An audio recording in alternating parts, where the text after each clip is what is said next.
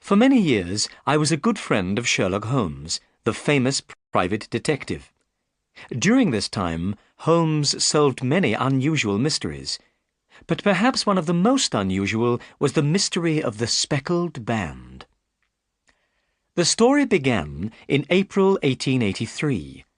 At that time, Holmes and I were sharing an apartment in Baker Street in London.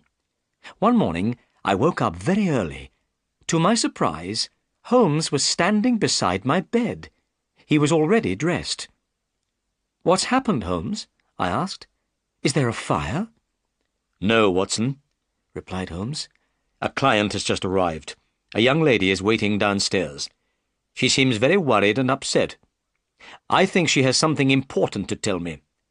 This could be an interesting case, Watson. That's why I woke you up."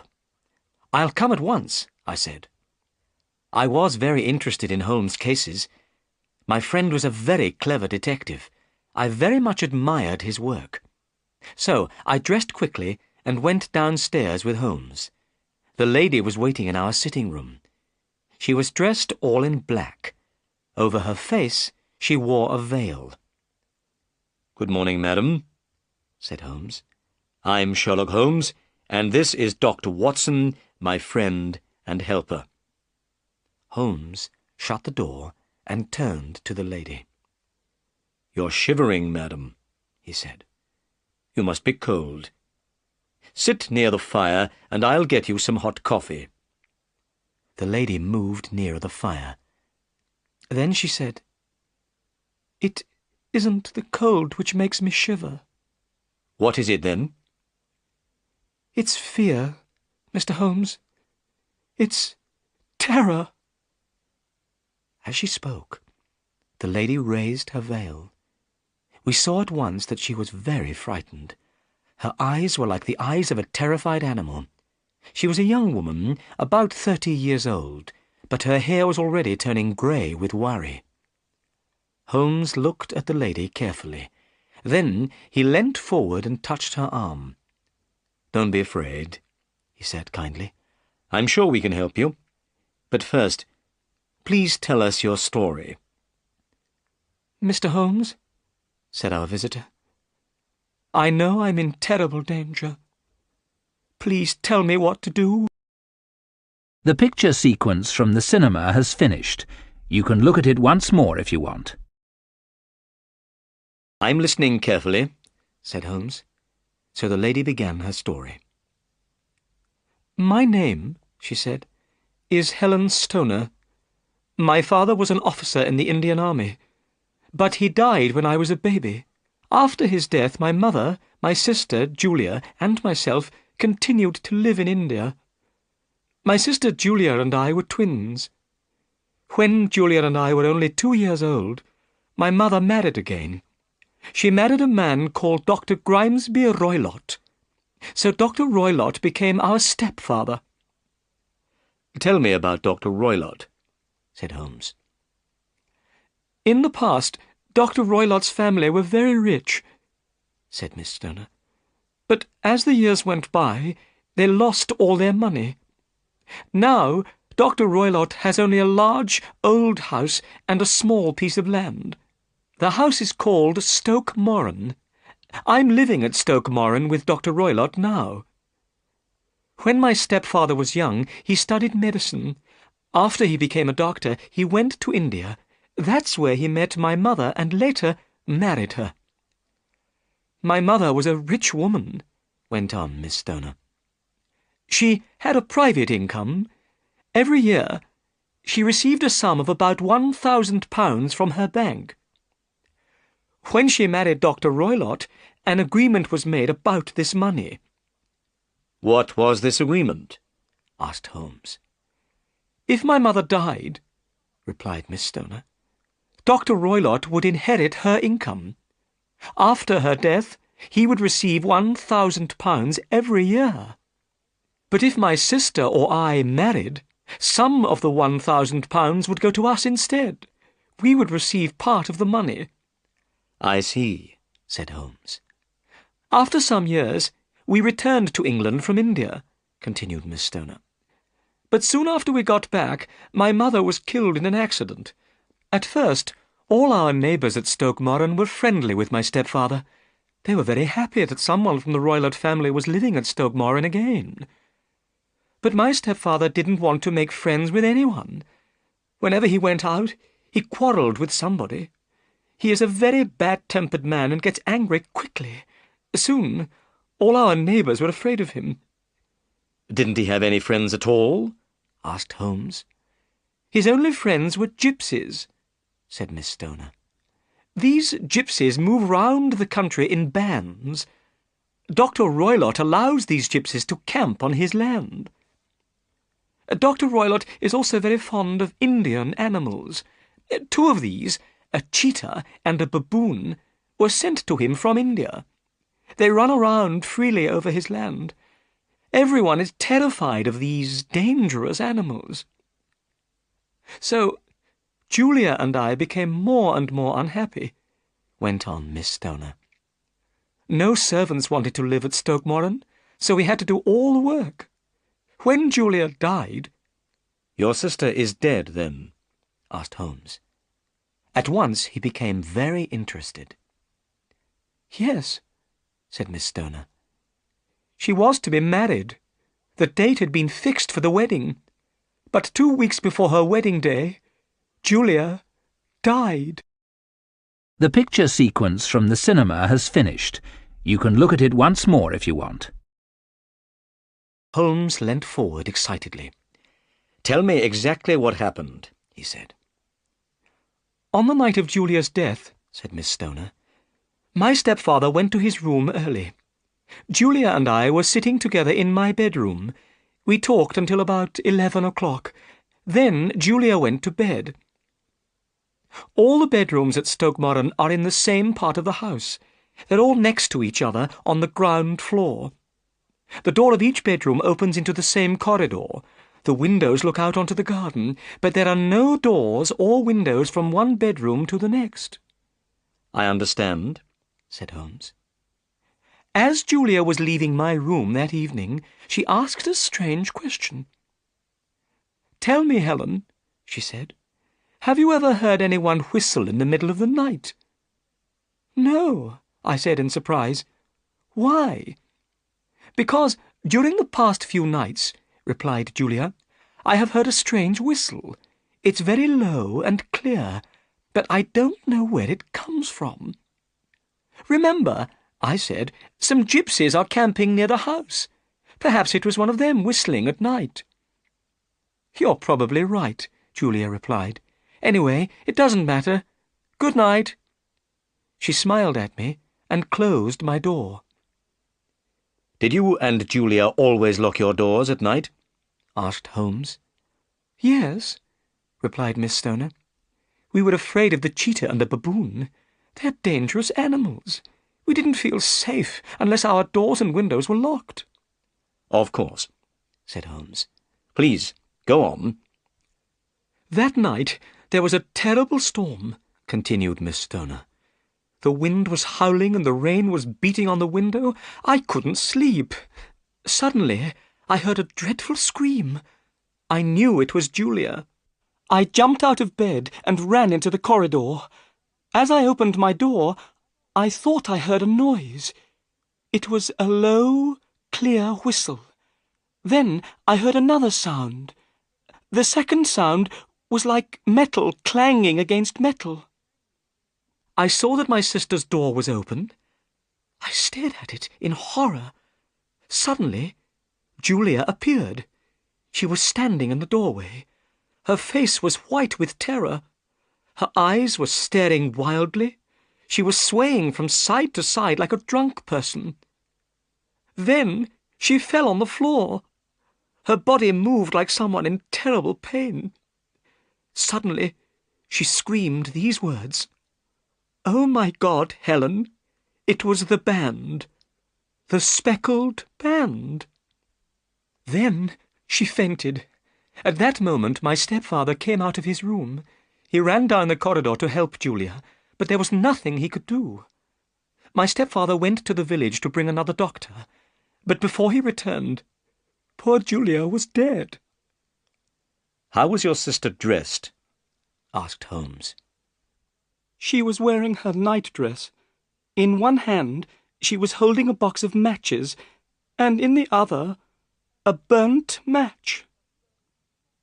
So she had lit a match to see around her, said Holmes. That could be important. Was the cause of her death ever discovered? No, replied Miss Stoner. Nobody could find out how she died. Her body was not marked in any way. The doors and windows of Julia's room were locked. The chimney was built so that no one could climb down into the fireplace from the roof. Nobody could get in or out of her room. So Julia must have been alone in her bedroom. But what about her strange words? The Speckled Band, asked Holmes. What do you think she meant? I don't know, said Miss Stoner. But perhaps she meant a band of people. Gypsies were camping near the house. Many of these gypsies wear handkerchiefs on their heads. These handkerchiefs have a design of spots or speckles, so perhaps Julia was trying to describe the band of gypsies. Holmes looked doubtful. Please, go on, he said. Julia died 2 years ago, said Miss Stoner. Since her death I've been very lonely. But recently a dear friend of mine asked me to marry him. We're getting married very soon. But 2 days ago some builders arrived at Stoke Moran. The builders started to knock a hole through my bedroom wall. So I had to move out of my room and into Julia's room. I've been sleeping in her bed. Miss Stoner stopped for a few moments. Then she said, Mr. Holmes, last night I heard a terrible sound. What was that? I asked. It was a whistle, Dr. Watson. A low, clear whistle. The same sound Julia heard for several nights before she died. The picture sequence from the cinema has finished. You can look at it once more if you want. Holmes and I looked at each other in astonishment. What did you do? Asked Holmes. I jumped out of bed and looked around me, replied Miss Stoner. But it was dark and I couldn't see anything. At daylight I went to the station and caught a train to London. I knew I had to see you, Mr. Holmes. You are the only man who can help me. But I can only help you if you tell me everything, said Holmes. You have not told me everything, Miss Stoner. What do you mean? Asked Miss Stoner in surprise. Holmes did not answer. He took hold of Miss Stoner's arm and pushed back her sleeve. I saw 5 red marks on her arm. They were the marks of 4 fingers and a thumb. Somebody had held Miss Stoner's arm tightly. Your stepfather has hurt you badly, said Holmes. Miss Stoner's face became red. Dr. Roylott is a very strong man, she said. He doesn't know how strong he is. Holmes stared into the fire without speaking. I knew he was thinking hard. I need some more information, he said at last. But we must move quickly. I want to go to Stoke Moran today and examine the bedrooms there. But your stepfather must not know about my visit. Dr. Roylott has important business in London today, said Miss Stoner. He'll be away from home all day. Excellent, cried Holmes. Will you come with me, Watson? Of course, I replied. Then, Miss Stoner, we'll arrive at Stoke Moran early this afternoon. I must go now, said Miss Stoner. But I feel much happier, now that I've told you about my troubles. Goodbye. She pulled her veil over her face and left the room. Holmes leant back in his chair. Well, Watson, he said, this matter is very strange. I don't understand it, I said. Helen Stoner's sister, Julia, was alone in her bedroom. Nobody could get in or out. So how did she die? And what about the whistle in the night? Said Holmes. And the dying woman's words about the speckled band? I don't know, I said. Perhaps the band of gypsies— Suddenly, the door of our room was thrown open and a man appeared. He was so large that his body almost filled the doorway. His face was red and his eyes were cruel. The man stared at Holmes. Then he looked at me. "Which of you is Holmes?" he asked rudely. "That's my name," answered my friend quietly. "Well, I'm Dr. Grimesby Roylott of Stoke Moran," said the man. "I know my stepdaughter's been here. I've followed her. What has she been saying to you?" Holmes was not afraid of the large man. He was not going to tell Dr. Roylott anything about Helen Stoner's visit. So he said politely, "The weather is a little cold just now, isn't it?" "Answer my question!" shouted Dr. Roylott angrily. "What has my stepdaughter been saying to you? I've heard about you, Holmes. You're a busybody. You interfere in other people's lives. Well, keep out of my life. I'm a dangerous man. Look!" A poker was lying beside the fire. It was made of iron and was very heavy. Dr. Roylott stepped forward and picked it up. He bent the poker with his huge hands. Then he threw it back into the fireplace. "I'm warning you, Holmes. Keep out of my life," he said again. Then he left the room. Holmes began to laugh. "Well," he said, "perhaps I'm not as large as Dr. Roylott, but I'm just as strong." As he spoke, Holmes picked up the poker and pulled it straight again. "Now," said Holmes, "let's have some breakfast, Watson. Then I have some business to do. I need more information." The picture sequence from the cinema has finished. You can look at it once more if you want. It was nearly 1 o'clock before Holmes returned. He looked excited. "I've been to Mrs. Roylott's lawyer," he said. "I've seen her will. This is what she wanted to happen to her money after her death. After her death, Dr. Roylott inherited all of his wife's income. But if Julia and Helen Stoner married, they would receive a large part of the income instead." "So, Dr. Roylott would lose a lot of money," I said. "Exactly," said Holmes. "But now, Watson, we must hurry. And please, bring your gun with you." We caught a train to Leatherhead, the nearest town to Stoke Moran. Then we drove along the country lanes to Dr. Roylott's house. It was a beautiful spring day.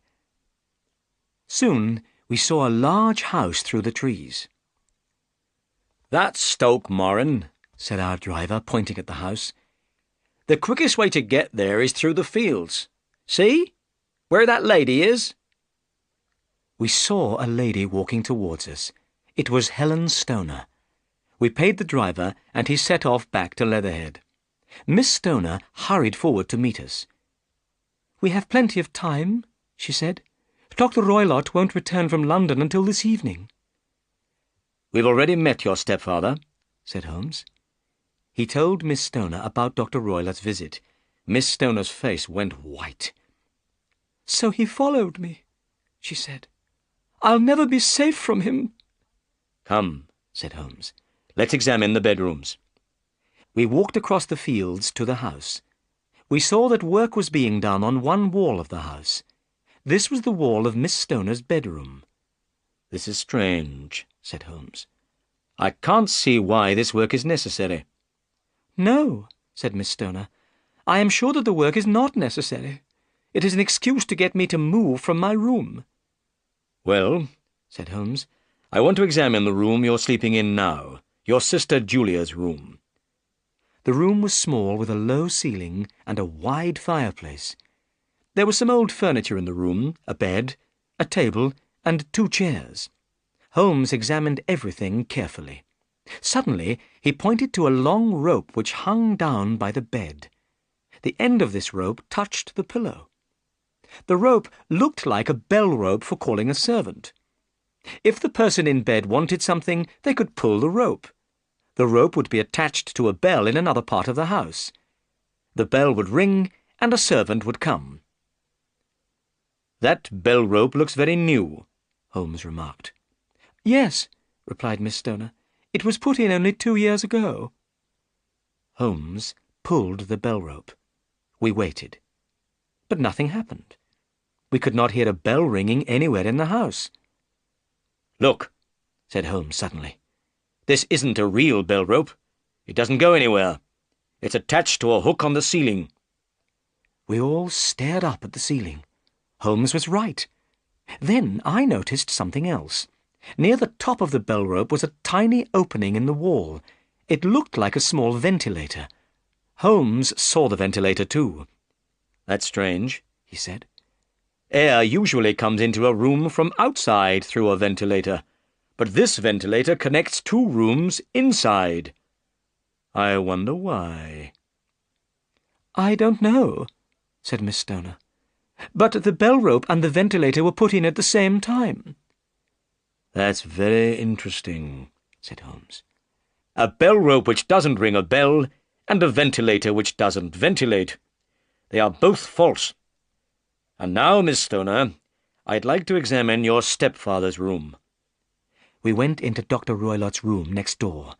There were a few pieces of furniture in the room, and some books. In the middle of the floor stood a large iron safe. The safe was locked. Holmes knocked on the walls of the safe. "What's in here?" he asked. "My stepfather's business papers," replied Miss Stoner. "There isn't a cat inside." "A cat?" said Miss Stoner in surprise. "No. What a strange idea." "Well, look," said Holmes. He pointed to a small saucer of milk on top of the safe. "We don't have a cat," said Miss Stoner. "But there is the cheetah. A cheetah is just a big cat." "Yes, of course," said Holmes. "But here's something else." A short stick was lying on top of the bed. A thin rope was attached to this stick. One end of the rope had been tied into a noose. I looked at the noose. I wondered what it was for. "Well," said Holmes, "I think I've seen enough." We walked out into the garden. Holmes looked very serious. "Miss Stoner," he said at last, "Dr. Watson and I must wait in your room tonight." Miss Stoner and I looked at each other in astonishment. "Yes," said Holmes. "Your life is in great danger." The picture sequence from the cinema has finished. You can look at it once more if you want. "This is my plan, Miss Stoner," said Holmes. "Listen carefully. When Dr. Roylott returns, go into Julia's room, but don't go to bed. Wait until you hear Dr. Roylott go to bed. Then put a lamp in the window. Then go to your own room. You must stay there all night. Dr. Watson and I will be watching the house. The lamp in the window will be a signal for us. When we see the lamp, we'll come." "But where will you be?" asked Miss Stoner. Holmes pointed to a building through the trees. "Is that the village inn?" he asked. "Yes," said Miss Stoner. "Then Dr. Watson and I will wait at the village inn," said Holmes. "We can watch your bedroom window from there. Goodbye, Miss Stoner, and don't be afraid." Holmes and I went to the inn. We paid for a room on the first floor. From our room we could see Stoke Moran. As it was getting dark, a horse and carriage came along the road. I saw Dr. Roylott sitting in the carriage. The carriage went through the big ironed gates at Stoke Moran. Then it drove on up to the house. "Watson," said Holmes, "we may be in great danger tonight." "Why do you think we may be in great danger?" I asked. "What did you see in those rooms?" "You remember the bell rope and the ventilator?" "Yes," I said, "but I don't understand why they are important." "Both the bell rope and the ventilator were put into the room 2 years ago," said Holmes. "But they are false. They don't work. And something else happened 2 years ago. Julia Stoner died." "Yes," I said, "but I still don't see—" "Did you notice anything unusual about the bed, Watson?" asked Holmes. "No." "The bed was fixed to the floor. It cannot be moved. It must always stay in the same position, next to the bell rope and under the ventilator." "Holmes," I cried, "I'm beginning to understand. The person in the bed cannot escape some terrible danger." "Dr. Roylott is a very clever man," said Holmes. "We're just in time to prevent a horrible crime." The picture sequence from the cinema has finished. You can look at it once more if you want.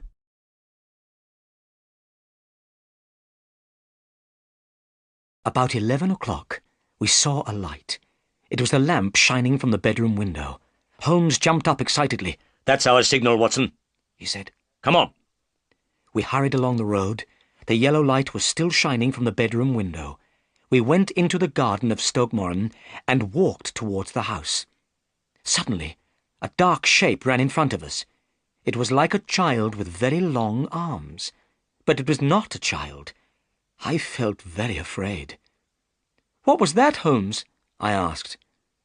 Holmes laughed quietly. "It was one of Dr. Roylott's animals," he said. "That was the baboon." We reached the house and climbed through the window into Julia's bedroom. Holmes closed the window. Then he whispered in my ear. "We must put out the light, Watson. Dr. Roylott might see the light through the ventilator." I took my gun out of my pocket and put it on the table. Holmes had brought a long, thin stick with him. He put this stick on the bed. He put a box of matches beside the stick. I put out the lamp, and we waited. I shall never forget that terrible night. We were in complete darkness, and we knew we mustn't make a sound. We heard the bell in the village clock. It struck midnight, then 1 o'clock, 2 o'clock, 3 o'clock. Still we waited. Suddenly, I saw a light shining through the ventilator. Somebody in Dr. Roylott's room had lit a lamp. I heard someone moving about quietly. Then everything was silent again. Another half-hour passed. Then I heard a strange noise, a very soft, hissing noise. The noise was near us in the room. Holmes jumped up and lit a match. Immediately, I heard a low, clear whistle. Suddenly, Holmes began hitting the bell rope with his stick. By the light of the match, I saw his face. It was full of horror. "Do you see it, Watson?" he shouted. But I saw nothing. Holmes stopped hitting the bell rope and gazed up at the ventilator. Suddenly, we heard a dreadful cry, a cry of pain and terror. I felt cold and sick with fear. "What was that cry?" I whispered. "It means that everything is over," said Holmes. "Bring your gun, and let's go into Dr. Roylott's room." Holmes lit the lamp. Then I followed him down the corridor to Dr. Roylott's room. We knocked twice on the door, but there was no reply. We pushed the door open and entered the room. A terrible sight met our eyes. Dr. Roylott was sitting beside his safe. The door of the safe was open. The short stick with the noose lay across Dr. Roylott's knees. Dr. Roylott was dead. His eyes were staring upwards in terror. There was something strange round his head. It was bright yellow with brown speckles. "The band," whispered Holmes. "The speckled band." I stepped forward. Immediately the strange band began to move. "It's a snake!" I cried in horror. Quickly, Holmes grabbed the stick with the noose on the end. He caught the snake's head in the noose. Then he threw the snake into the iron safe and closed the door. The metal door clanged shut. The picture sequence from the cinema has finished. You can look at it once more if you want. Next morning, we took Helen Stoner away from Stoke Moran. The poor girl was very upset by what had happened. We took her to an aunt's house in London. She would stay there until her wedding. We also told the police about Dr. Roylott's death. Then we returned to our apartment in Baker Street. "Tell me something, Holmes," I said. "How did you know the speckled band was a snake?" "Well," said Holmes. "when I examined Julia Stoner's bedroom, I saw the bell rope and the ventilator. I saw they were both false. Then I noticed the bed was fixed to the floor. And I realized that something could pass through the ventilator, it could travel down the bell rope and land on the bed. Immediately, I thought of a snake. Dr. Roylott had other strange animals from India. It would be easy for him to have a snake as well. So, he kept it in his safe and fed it with milk. And every night he put the snake through the ventilator. It went into his stepdaughter's room and came down the rope. He knew that one night it would bite the girl in the bed." "How did he make the snake come back to him?" I asked. "Dr. Roylott's signal to the snake was a whistle," replied Holmes. "When the snake heard the whistle, it returned to its master. Julia and Helen Stoner also heard this whistle." "On the night her sister died," I said, "Helen Stoner heard the sound of metal clanging against metal." "That was the safe door clanging shut," said Holmes. "So, when you heard the hissing noise in the room last night," I said, "you knew it was the snake?"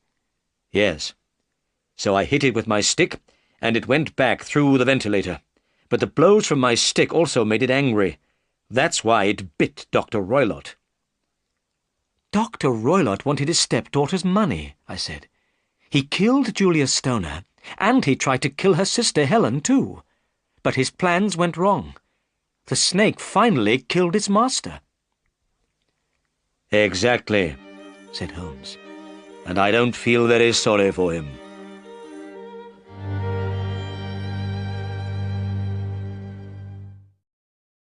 The picture sequence from the cinema has finished. You can look at it once more if you want.